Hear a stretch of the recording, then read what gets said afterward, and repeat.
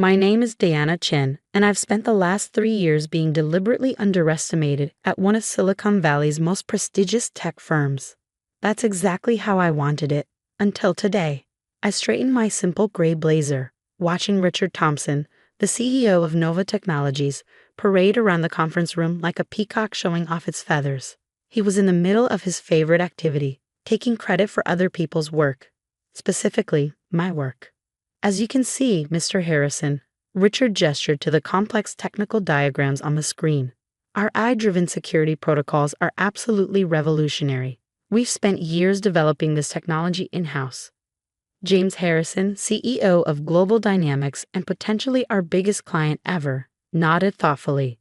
His company was willing to pay $50 million for our security system, if it was as good as Richard claimed. I sat quietly in the corner, taking notes like a good secretary should. My tablet screen showed meeting minutes, but below that ran a different program. One that monitored every technical claim Richard made. The list of lies was growing impressive. And who led the development team on this? Harrison asked, his sharp eyes scanning the room. Mark Chen headed the project, Richard replied smoothly, nodding to his nephew who sat smugly at his right hand. He's our chief technology officer. I bit back a smile. Mark Chen, who couldn't code his way out of a paper bag, had been appointed CTO 6 months ago. His main qualification, being Richard's nephew. His main contribution to the company, taking credit for my innovations while relegating me to the role of executive assistant. Interesting, Harrison mused, his gaze lingering on me for a moment longer than necessary. And you're confident in the system's ability to adapt to quantum computing threats? Absolutely, Mark jumped in, eager to impress. Our neural networks use advanced algorithms too. I watched him dig his own grave as he spouted buzzwords he clearly didn't understand. 3 years of careful planning were about to pay off, and all because of men's eagerness to believe in their own superiority. My journey at Nova Technologies hadn't started as some grand scheme. I joined the company fresh from MIT with a double doctorate in computer science and quantum physics that I completed by age 26. But Richard Thompson had taken one look at my resume and decided I didn't fit his image of a tech genius. Too young, too female, too everything that didn't match his outdated worldview. We'll find something more suitable for your skills, he'd said, sliding my resume aside without really reading it. We need an executive assistant who understands enough tech to keep up with conversations. Most women would have walked out, many had. But I saw an opportunity. In a company so focused on appearances, no one would suspect the quiet secretary taking notes in the corner. No one would think twice about giving me access to every system, every meeting, every secret. After all, I was just a secretary. So I played the role. I wore muted colors, spoke softly, and kept my head down. During the day, I filed reports, scheduled meetings, and brought coffee. At night, I built the next generation of cybersecurity technology right under their noses.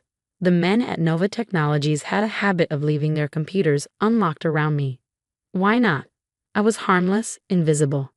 When I installed my monitoring software on their systems, they'd assumed it was a standard company update. When I accessed their files late at night, they never questioned why a secretary's credentials had such deep access. I patented my innovations quietly under a separate company I'd established. Nova Technologies had no claim to them. My contract as an executive assistant didn't include any intellectual property clauses. Why would it? No one expected the secretary to invent anything. Perhaps, Harrison interrupted Mark's technical word salad, your assistant could pull up the test results from the quantum resistance trials. My heart skipped a beat. Harrison's tone was too specific, too knowing. I pulled up the files, watching Mark's face pale slightly.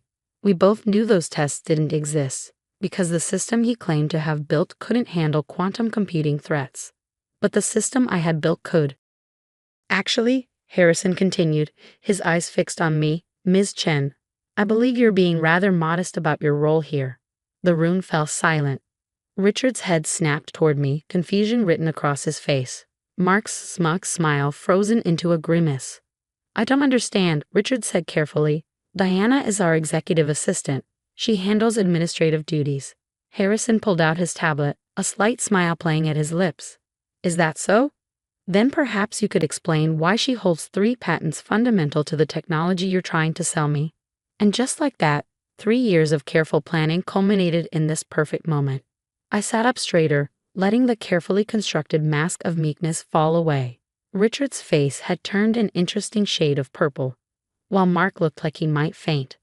"This is obviously some mistake," Richard stammered, but Harrison was already pulling up documents on the main screen.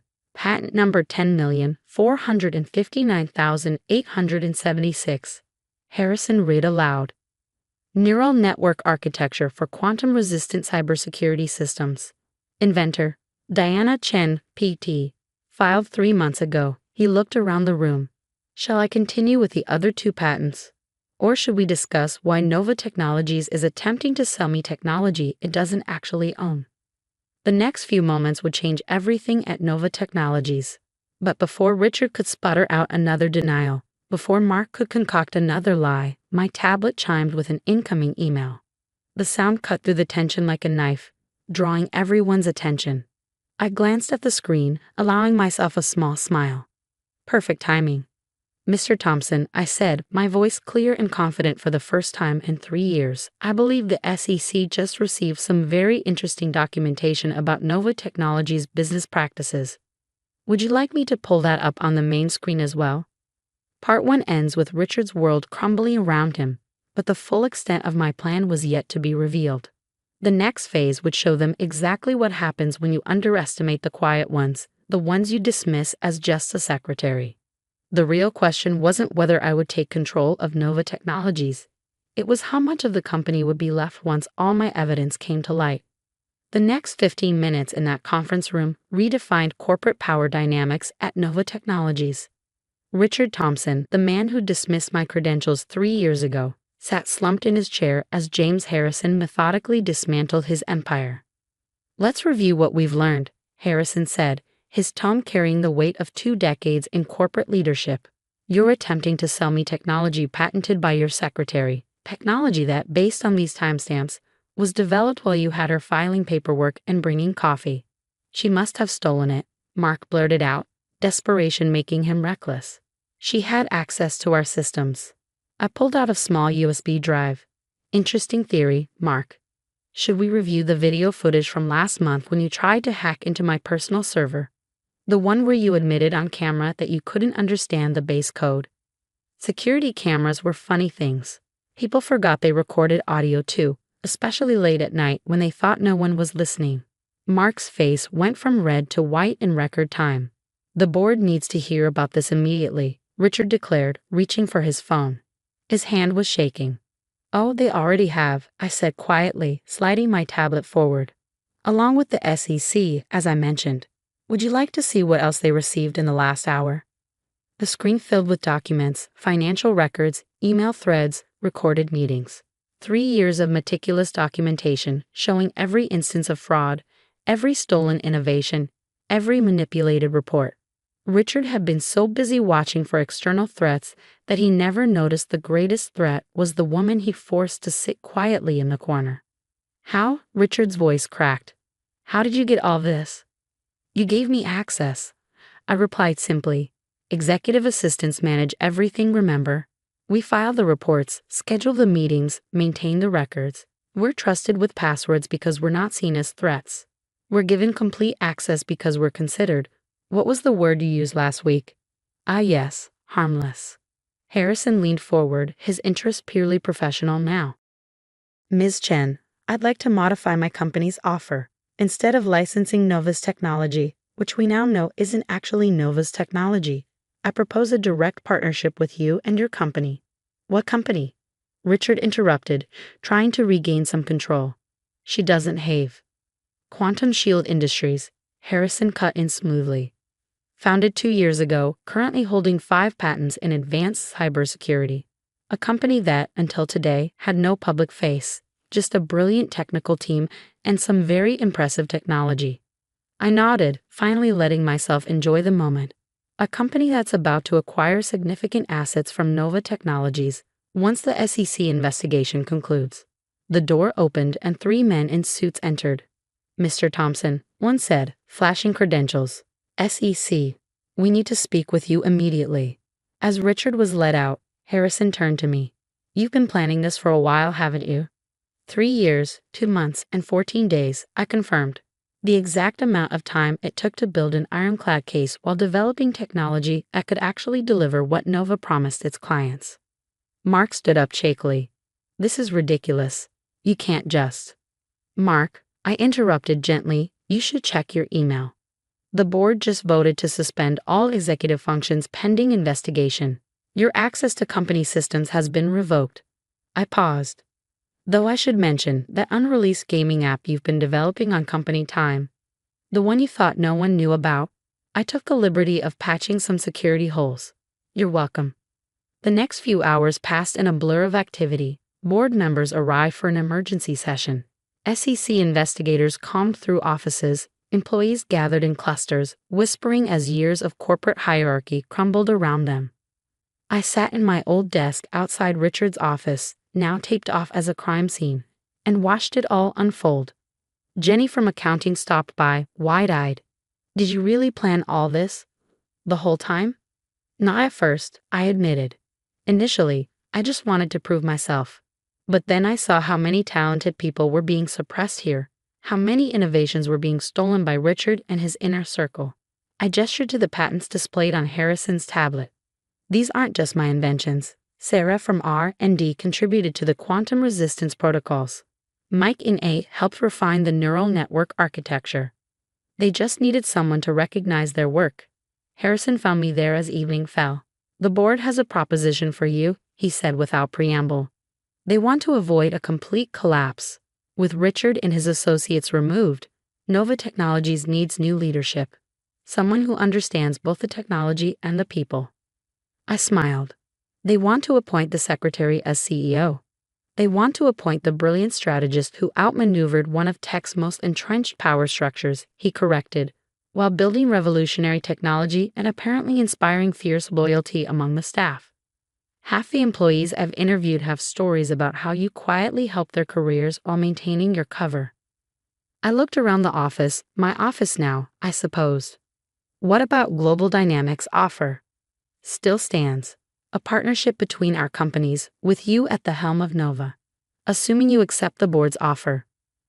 I stood up, smoothing my simple gray blazer one last time.